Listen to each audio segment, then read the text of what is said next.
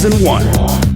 NS Hosa, Axiom Acer, MVP, FXOpen, LGIM, Azubu, Prime, Startail.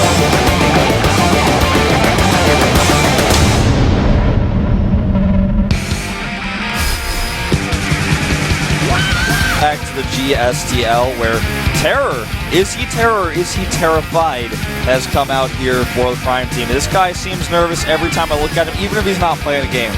Chance here, he lost game number 1 today against Gumiho, and now it's time for Terror. Gerard is doing what a lot of people have been wanting him to do for a lot of team matches already.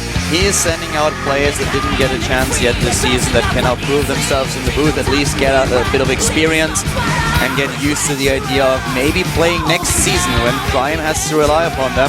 That's of course great for Choya here. He has a little bit of an easier time gathering those points that are important for FXOpen to reach the playoffs. He's eating them like bite-sized pieces right now. And, you know, Terror is always nervous. I'm serious. Terror, he's the Paul McCartney of the Prime team. He certainly is the Paul McCartney. Terror seems like he's always got, like, this face of, like, he lied, but he's not good at keeping it a secret. He's always looks like really worried somebody's going to find out the truth. Terror, Paul McCartney call. He wants his hair back. He wants it back.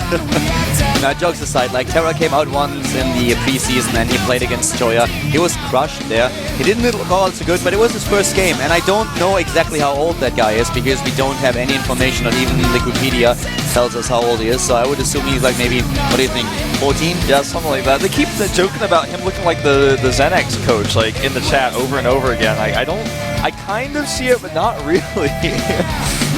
That's why they were laughing in the chat, because the Korean Observer just keeps making that joke. I would like to know how old he is. He looks like maybe 13, 14. I have no idea how old he really is. But let's jump into that game. Terran versus Zerg. We have Terror up against Gumiho. The Nine-Tailed Fox is up against Terror himself. This is, of course, the GSTL. The last match this season for the Prime team and for FXOpen. And the Korean Observer dropped out of the game, so they're going to have to figure that out. Yeah, so either we're going to have a quick restart or Legend is going to observe for both streams. That's probably what could happen. Yeah. Here we go. Bottom left of the map, we have the Terran player, the Nine-Tailed Fox, the Towel Terran, starting for Team FXOpen as the starting player today in his second match here after defeating Chance in game number 1. It is FXO Gumiho. We have Whirlwind as the map, and it is a cross position. Gumiho here with his first win today. Starting to the top right. Starting for Team Prime, we have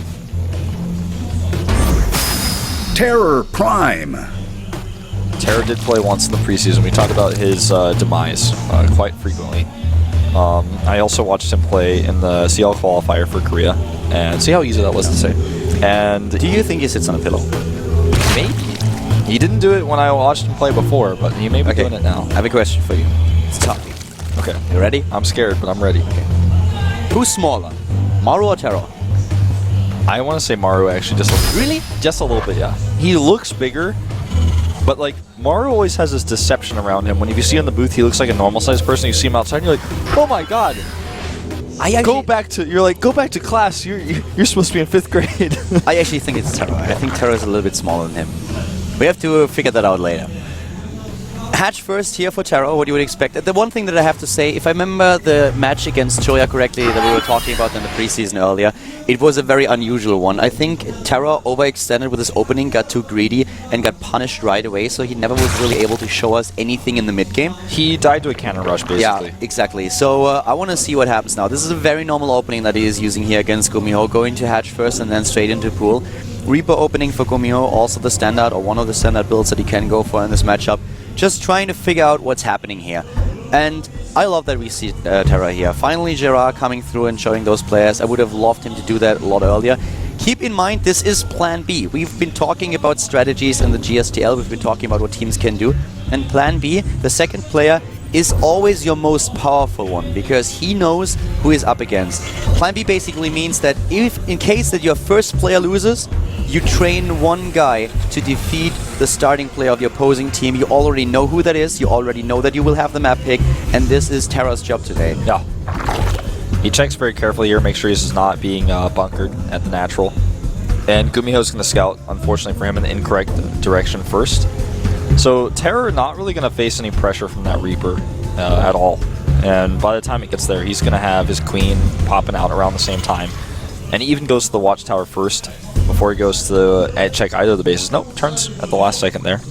So he's going to see this, but he's going to be delayed by Zerglings. The Queen will be out, and this is not going to do a whole lot for him. He will, however, be able to see, if he micros correctly, the gas that has not been taken from the main base. Yeah, Scout is still going on here. And I have to mention something that we were told earlier.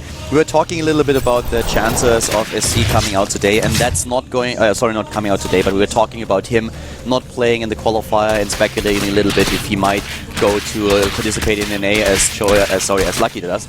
But FXO Bolt actually messaged me on Twitter, and he said like that SC is already in the Challenger League, because remember we had those extra tournaments, the extra double tournaments. I remembered him losing in the finals in the qualifier, but I completely forgot about the extra tournaments that we had last season, where 2 players then got into Code A. So SC of course already been in the Challenger League. Thanks again to FXO Bolt for reminding us of that. I totally forgot. Yeah, that's true. He played in the up and downs. Usually we don't have these tournaments, but last season was an exception because of the WCS format that was introduced and players deciding to go to North America and to Europe instead of playing in Korea.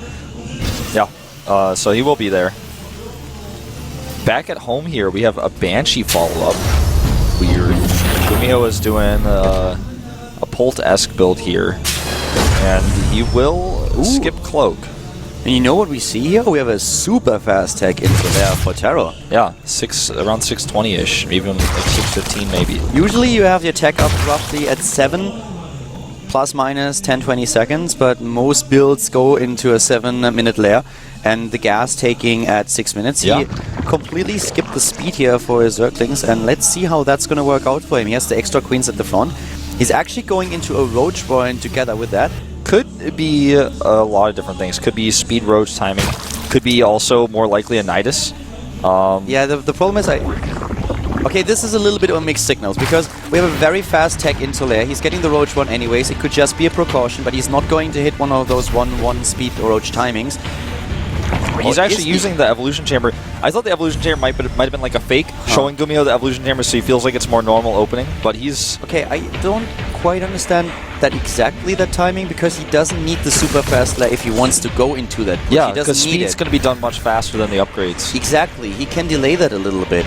So if he really wants to try to use the timing here, he might want to try adjust his build a little bit on. Could have been a mistake to get the lair that early. It might have been just mistimed by him. I mean, it's just like small things that are in there, so he can still hit with... he's gonna hit that. I mean, you can already see him building the roaches, waiting for it. But as you can see, the speed for the roaches, it will be done way faster than the +1/+1. The hatchery here is gonna fall, actually. He can tweak that build a little bit. So he then can definitely tweak the build like in the future, but if he hits with that, it is still going to be dangerous. Yeah.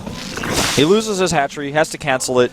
Gumiho just putting on that pressure. Just the one Banshee in the army adds that extra DPS. I would actually love him to go for the Nidus too. He can afford that, and the Nidus would help him. He has the Overlord at the bottom right of his opponent's base, and he could use that. That helps him so much bridge the map, and then also go back with a few roaches if need be. Yeah, you know, if...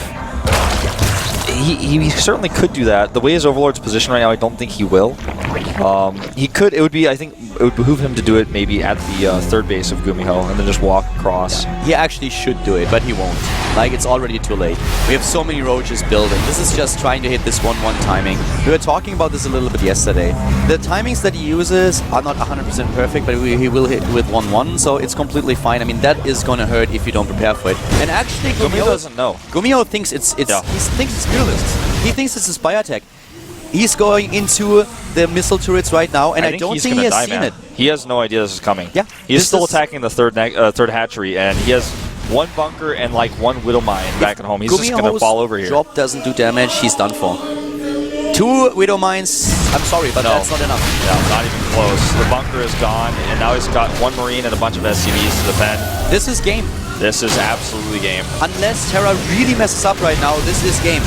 He has the units already at the wall. Where are the queens? Where are the queens? I was just talking about the queens. Where are they? They're in the middle of the map spreading creep, but that's not where they need to be right now. Oh, dude, why? That build is so strong, but you have to keep your own base safe.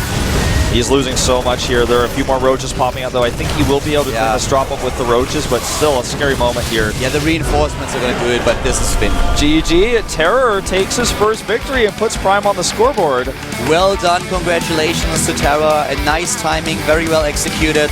Gumio just misread the situation. Yeah. Terra is happy here. This is one of the builds that we were talking about yesterday. Terra is super happy taking this win.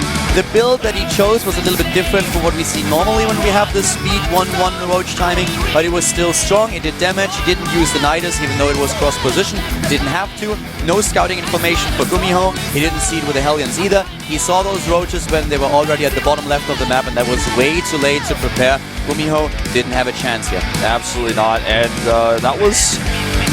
I don't want to call it like a builder loss because he could have defended had he known maybe, but no, it was no builder win for him. Yeah, you're certainly right. It's just like it's just kind of like lack of scouting. Yeah, Gumio didn't check, and that's a little bit surprising considering he had the Banshee there. He could have poked up at the front, and then he would have seen the roaches, and that would tip him off, immediately.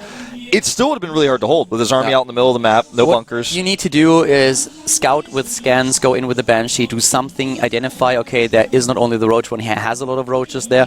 And when you see the double evolution chamber at the front, you always have to account for the possibility that something like this happens. If you see it walking across the map as soon as the roaches leave the base, it's going to be a little bit more iffy to defend against it, but then you have at least the time to get a couple of additional Widow Mines out, you have the time to reposition them, you can go into additional bunkers, set up another wall. One siege tank, all of that is going to help you. Siege tank is a little bit tricky, but because usually you have a reactor, have to have a tech lab, and they have to go into a tech lab. But even 2 more Widow Mines, that will help you a little bit. It's still iffy if you see the roaches when they move out, but like this, seeing the roaches when they were already at the wall, then it's over. Then you already know, okay, I can't hold this. Exactly. That was a disaster. Even the Banshee, if he has a Banshee back at home, that does damage, of course, and will eventually take down those roaches. But the roaches with their armor, and especially the upgrade then, they are just going through and they do so much damage before you can get rid of them. Gumio had all of his eggs in one basket and that pressure that he was doing. I mean, if he had seen with those group of units, the roaches, maybe he could have put them in a medevac and boosted back in time. Would have been really hard. His build was, in a way, directly countered by his opponent's composition. He didn't have time to defend because he didn't see it until it was too late. I'm really happy for Terra. Yeah, this is great for him. He's got to be feeling like king of the world. It's his first televised win. For a young player, getting this win right now, that's important. That motivates you. And even if you lose the second game, that's completely fine. You just want to go on. You want to be motivated to train more. Hurricane is the map, or rather the player. Sounds like a map name, but he is the choice of FXOpen. They're putting him out on Aquilon, interestingly enough. And for him, I think he's going, well, I didn't expect to see Terror. That's probably what's going through Choya's mind right now, but I'll just cannon rush him. It worked before. Choya just lost the map. It's important. It's really important for FXOpen. Every map they lose hurts them. Depends a little bit on how well they do today, but yeah, for him, this is a map that he didn't want to lose. Gumio's got to be very frustrated with that loss as well. It was just a lack of scouting. Yeah, it happens. You see it, it's a totally different game. We've seen so many games where it goes the opposite way. The scouts get scouted early, and then it's totally shut down. Like the roach timing we saw yesterday, where the Zerg never actually was able to attack. Have a little bit of an interesting statistic here, a little bit of a fun fact powered by Fion of Team Liquid. That was the first Prime Zerg to win a GSTL match since November 2012 Criteria Speed Alive. Long, long time ago. Yeah. I mean, think of those 2 player names you just dropped. Yeah. Those players playing Korea anymore. That's crazy. So, well, FXOpen, they're still high spirits. And the Prime team is certainly happy for Terra as well. You can really see that they were happy he won that game. They were all cheering for him. Hurricane here is next opponent. And to be quite frank, that should be where the reign of Terra ends. Yeah. Because Hurricane in my opinion, is one of the best players that we currently have on Team FXOpen. Absolutely. He's super strong.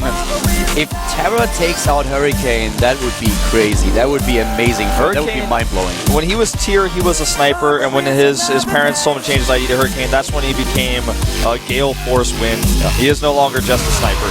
Jumping into game number 3 of the day, we are going into the match between Terra and Hurricane at the GSTL. The Prime team is up against FXOpen. That was a little bit of a weird impression that we got there by Björn. Zerg vs. Protoss coming up at the GSTL in Cologne.